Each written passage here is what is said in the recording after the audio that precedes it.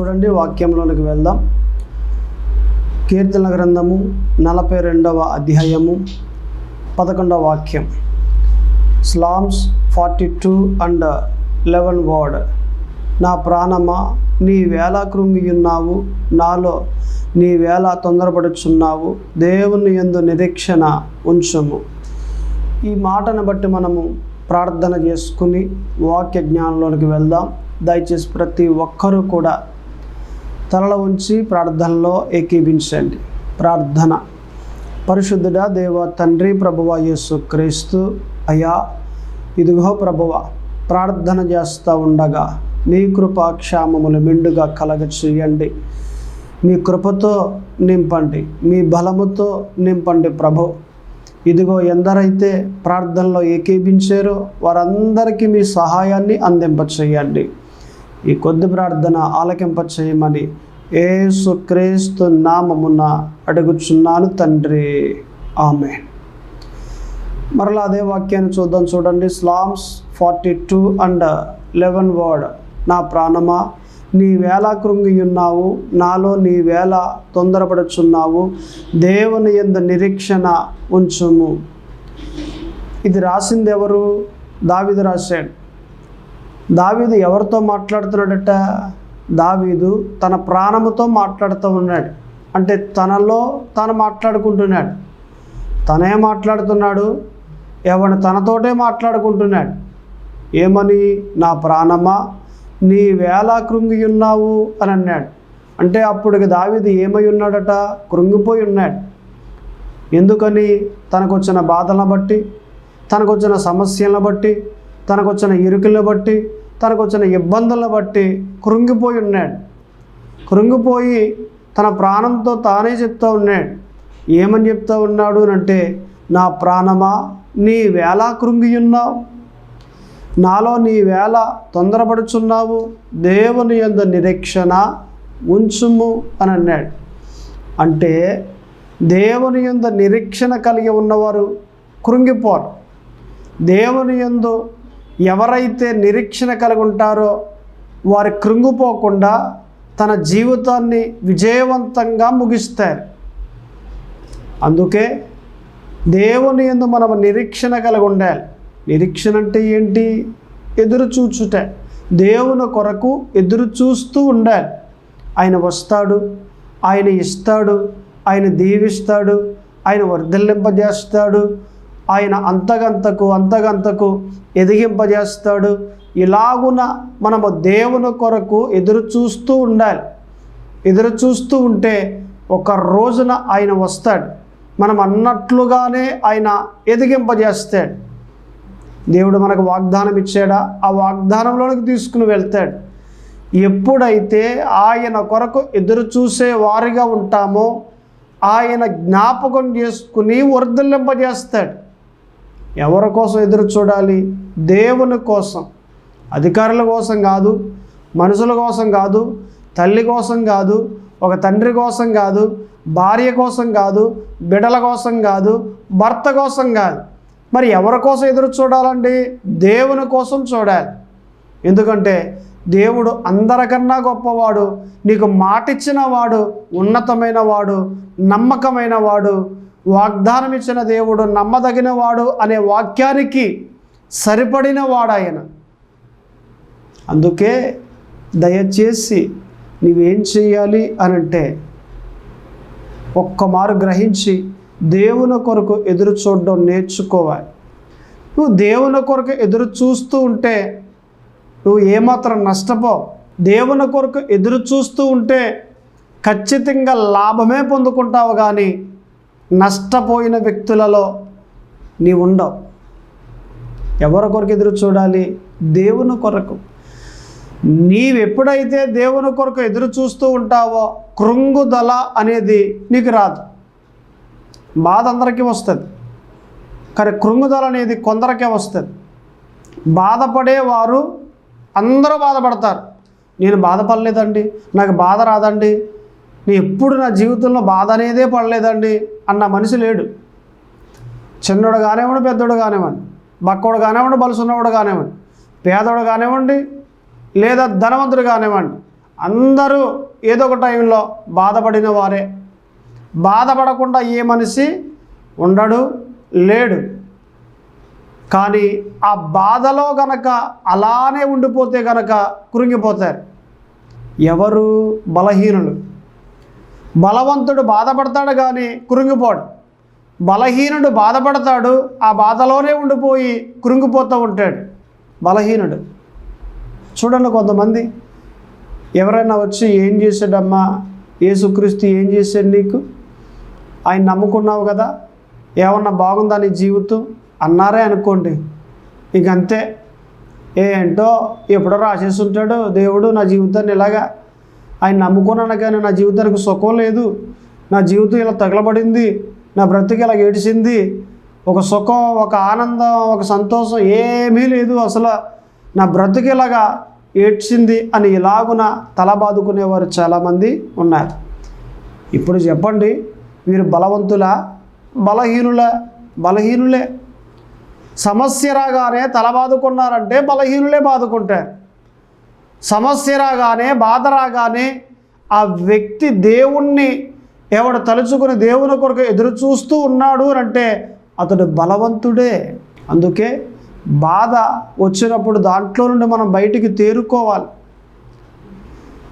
ఏదైనా ఒక సమస్య మన జీవితంలోనికి వచ్చినప్పుడు అందులో నుండి బయటికి మనం తేరుకోవాలి. అట్టే ఉండిపోకూడదు, అలానే కూర్చోబడిపోకూడదు, అలానే ఆ బాధలో ఉండిపోయి ఆ గదిలో అలాగే నలిగిపోకూడదు. చూడండి, కొంతమంది ఎలా ఉంటారు అంటే ఆ కుటుంబంలో ఏదైనా ఒక సమస్య వచ్చి మీద పడిపోయింది అంటే ఇక ఆ సమస్యలోనే ఉండిపోతారు, ఇంకా గదిలోనే ఉండిపోతారు, ఇంకా బయటికి రారు, బయట తిరగరు.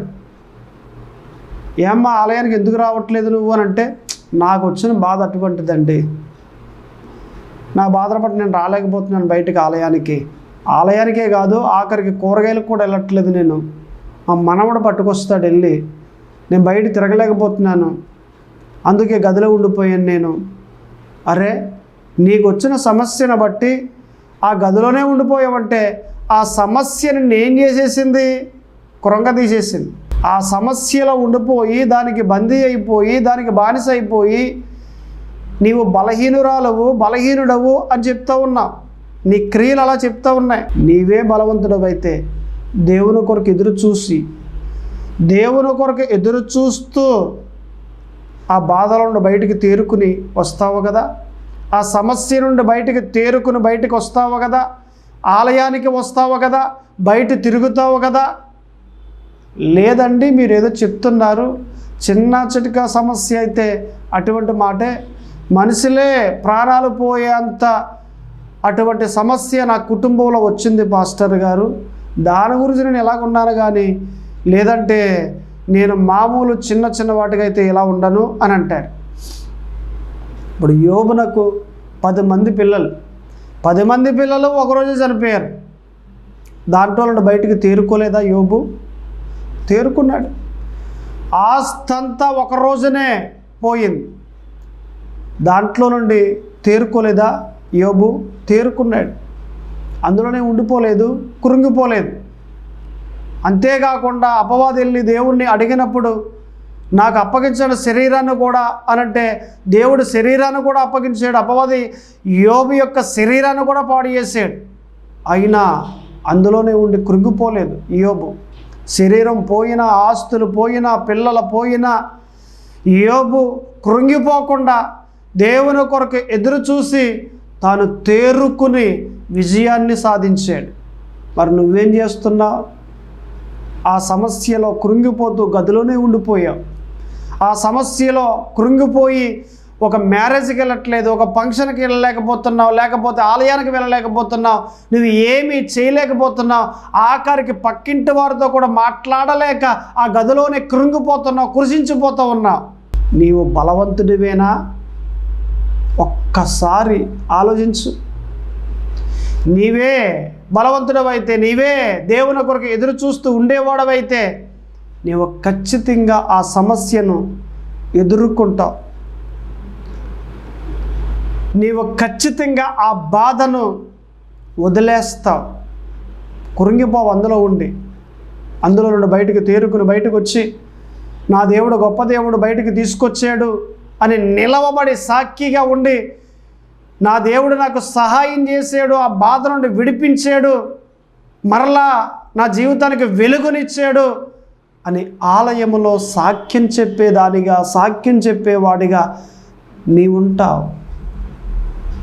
యెహోవా కొరకు ఎదురు చూసే వ్యక్తివైతే, నీవు నిజముగా దేవుణ్ణి నమ్మిన వ్యక్తివైతే, నీ నమ్మిక అబద్ధం కాదు, నీ నమ్మిక నిజమే అయితే నీవు ఆ బాధను ఎదుర్కొని, ఆ సమస్యను ఎదుర్కొని బలవంతుడిగా నిలవబడి మరలా ఆలయానికి వచ్చి దేవునికి మహిమకరంగా బ్రతుకుతా. ఎందుకు అలాగా కృంగిపోయేది? దేవుడు ఉండగా. దేవుడు లేడండి అంటే కృంగిపోతావు. దేవుడు ఉండగా, నీకు సహాయం చేస్తుండగా దేనికి కృంగిపోయేది? ఆయన నిన్ను ఎంతగా రక్షించాడు, ఎంతగా కాపాడాడు, ఎంతగా నడిపించాడు, ఎంతగా బలపరిచాడు, ఎంతగా నిన్ను చూశాడు. ఆయనకి ఇచ్చే విలువ ఇదేనా? ఆయనకు నీవిచ్చే విలువ ఇదేనా? ఎన్ని మార్లు చెప్పాడు. ఆ సమస్య వచ్చిన తర్వాత ఎన్ని మార్లు బలపరిచాడు. నేను ఉన్నాను, కంగారు పడకని చెప్పలేదా నీకు? నేను ఉన్నాను, రా బయటకని చెప్పలేదా? నేను ఉన్నాను, నిలవబడి అని బోధించలేదా? ఒక సేవకుల ద్వారా, అనేక మంది ద్వారా దేవుడు ఎన్ని మార్లు నీకు చెప్పాడు. అయినా నువ్వు పట్టించుకున్నావా? ఆ గదిలోనే కృంగిపోతున్నావు, ఆ సమస్యలోనే కృంగిపోతున్నావు, ఆ బాధలోనే కృంగిపోతున్నావు. దేనికి? జాబ్ చేయడానికి వెళ్తున్నావు కానీ పక్కవారితో మాట్లాడలేకపోతున్నావు. ఏది ఉద్యోగం చేయడానికి వెళ్తున్నావు కానీ పక్కవారితో మాట్లాడలేని పరిస్థితి నీలో ఉంది. పోనీ నీ సమస్య పక్కవారికి చెప్తావా అంటే చెప్పవు, దేవునికి చెప్తావా అంటే చెప్పవు. నీలోనే కృంగిపోతూ ఉండి నీలోనే అది ఆలోచించుకుంటూ బాధపడిపోతూ ఉండి ఎన్నాళ్ళు ఉంటావు? ఎన్నేళ్ళు ఉంటావు? రావా బయటికి? తేరుకోవా? బంధకాల్లో నుండి బయటికి రావాలని నీకు లేదా? ఏడ్చినా జరిగిపోయింది, మరలా తిరిగి రాదు కదా. ఒకటి జరిగింది కుటుంబంలో, ఇప్పుడు ఏడుస్తూ ఉన్నావు, తిరిగి వస్తుందా? ఏడవడం జనరల్, సహజం. ఒకరోజు, 2 రోజులు, వారం, నెల, ఓకే, దాన్ని వదిలేయాలి. సర్లే, ఇంత మట్టుకు దేవుడు జరిగించాడు, ఇది న్యాయమే. అన్యాయం అయితే దేవుళ్ళు లేదు, నేను ఎక్కడో తప్పు చేశానేమో, ఓకే, నాదే తప్పు అని సమర్థించుకుని ఒక్క మారు ఆ కృంగుదల నుండి నువ్వు బయటకు వస్తే నీ పట్ల దేవుడు ఎంత నీకు సహాయం చేసి వర్ధిల్లింపజేస్తాడు. ఆయన ఎంతగా బలపరిచి నిన్ను నీ బంధువులలో తలగా చేస్తాడు. ఆయన ఎన్నాళ్ళు ఉంటావు? ఎన్నాళ్ళున్నా జరిగింది మరలా తిరిగి వస్తుందా? రాదు కదా. ఎంత ఏడ్చినా మరలా తిరిగి వస్తుందా? రాదు కదా. ఒక్క మారు గ్రహించు. ఈ ఏడవడం సహజం, బాధపడడం సహజం, కృంగిపోవటం సహజం కాదు. కృంగిపోవటం అనేది బలహీనత. రావాలి, నువ్వు బయటికి రావాలి. యథావిధిగా నడుము బిగించి మరలా దేవుని పరిచర్యలో కొనసాగాలి. యథావిధిగా సువార్త చేయాలి, యథావిధిగా ముందుకు సాగాలి, యథావిధిగా దేవుని వైపు నిలవబడి యుద్ధం మొదలుపెట్టాలి. అట్టి విధంగా దేవుడు ఉండాలని కోరుతున్నాడు. నిన్ను ప్రేమిస్తున్నాడు కనుకనే నీకు బోధిస్తున్నాడు, నిన్ను ప్రేమిస్తున్నాడు కనుకనే నీకు చెబుతా ఉన్నాడు ఆయన. లేదంటే వదిలేస్తే ఆయన మాట్లాడడం నీ గురించి. నిన్ను వదిలేయడానిక ఆయన సిలువలో ప్రాణం పెట్టింది నీ కొరకు కాదు కదా. నిన్ను కాపాడడానికి, రక్షించడానికి, దీవించడానికి, వర్ధిల్లింపజేయడానికి ఆయన సిలువలో నీ కొరకు ప్రాణం పెట్టాడు. నిన్ను ఎలా వదిలేస్తాడు? ఎలా వదిలేయగలడు? నిన్ను వదలడు. నీ బంధువులలో తలగా చేస్తాడు. ఆ బంధకాలన్నీ తెగ్గొట్టేసి నీ బంధువులలో తలగా చేసి ఒక ఉన్నతమైన స్థాయిలోనికి నిన్ను తీసుకుని వస్తాడు. అయితే దేవుని కొరకు ఎదురు చూసే దానిగా ఉండాలి. దేవుని కొరకు ఎదురు చూసే వానిగా నీవు ఉండాలి. నీవు అలాగుంటే దేవుడు ఎంతగానో సంతోషపడతాడు, దేవుడు ఎంతగానో ఆనందపడతాడు, దేవుడు ఎంతగానో నీ గురించి ఆలోచించి నిన్ను వర్ధిల్లింపజేస్తాడు. అటువంటి జీవితాన్ని నీవు పొందుకోవాలని పరిశుద్ధాత్మ దేవుడు కోరుతూ ఉన్నాడు. దావీదు అదే అంటున్నాడు, నా ప్రాణమా నీ వేళ కృంగి ఉన్నావు, నాలో నీ వేళ తొందరపడుచున్నావు, దేవుని యందు నిరీక్షణ ఉంచు.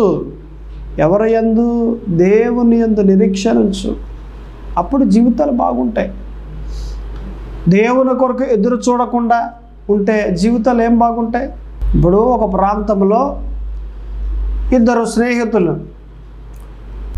బండి మీద వెళ్తూ ఉన్నారు. నిజానికి ఉదయాన్నే ఇక్కడ కనిపించాడు స్నేహితుడు. ఒరే ఎక్కడికి వెళ్తున్నావురా అని అంటే, పలానా చోటకి వెళ్తున్నాను రా అని అన్నాడు. నేను అక్కడికి ఎక్కన్నాడు, ఎక్కించుకున్నాడు, తీసుకెళ్ళాడు. ఎక్కడైతే దింపాలో అక్కడ దింపాడు. మరలా ఎప్పుడు వెళ్తావురా వెనక్కి అని అంటే, నేను సాయంత్రం 4 గంటలకు వెళ్తాను రా, ఒకవేళ వచ్చేటట్లయితే ఇక్కడే ఉండి 4 గంటలకు అని చెప్పాడు. సర్లే ఇక్కడే ఉంటాను, వచ్చే 4 గంటలకు అని చెప్పాడు. ఆయన అలా వెళ్ళిపోయాడు బండి వేసుకుని.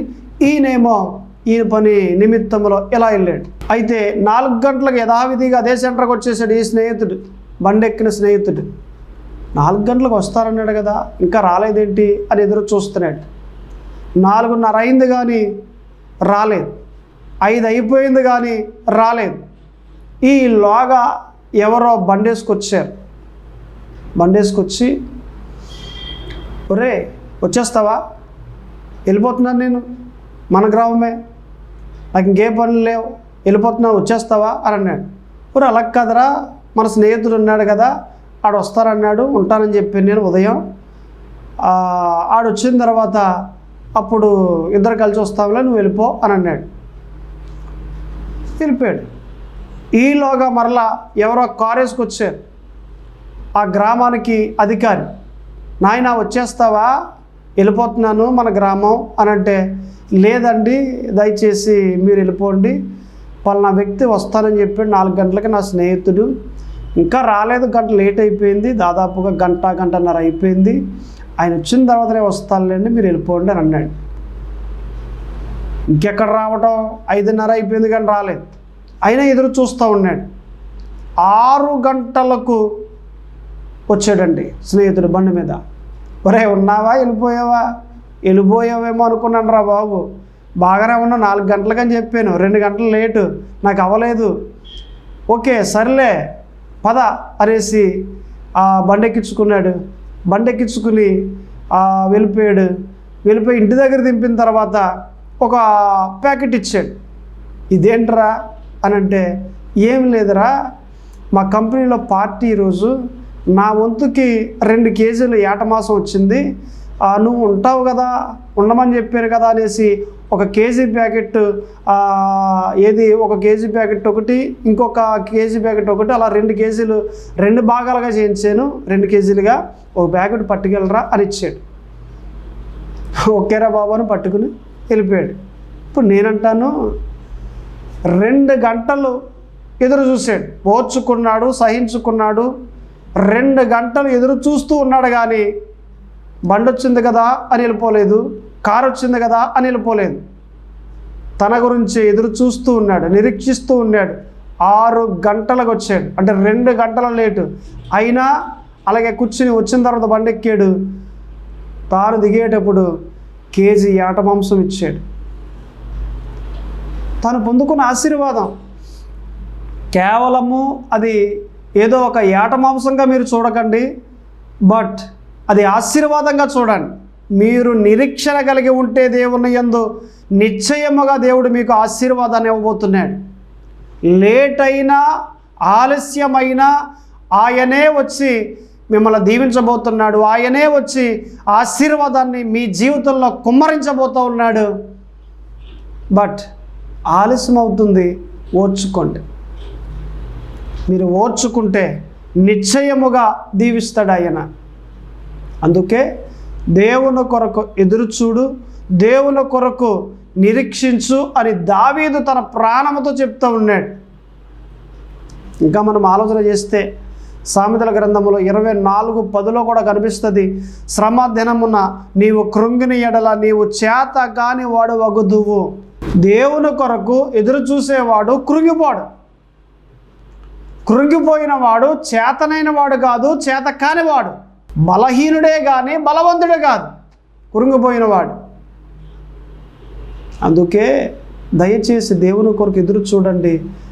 మీలోనికి కృంగుదల రాదు, బాధ వస్తుంది, విచారం వస్తుంది, బట్ కృంగుదల రాదు. ఏమి రాదట? కృంగుదల రాదు. దయచేసి మీరు దేవుని కొరకు ఎదురు చూడండి. దేవుని కొరకు ఎదురు చూస్తే నిశ్చయముగా ఆశీర్వాదం వస్తుంది, కృంగుదల రాదు. దీవెన వస్తుంది, కృంగుదల రాదు. మీరు ఎదిగి ఘనపరచబడతారు అంటే ఘనత వస్తుంది మీ జీవితంలోనికి, కృంగుదల రాదు.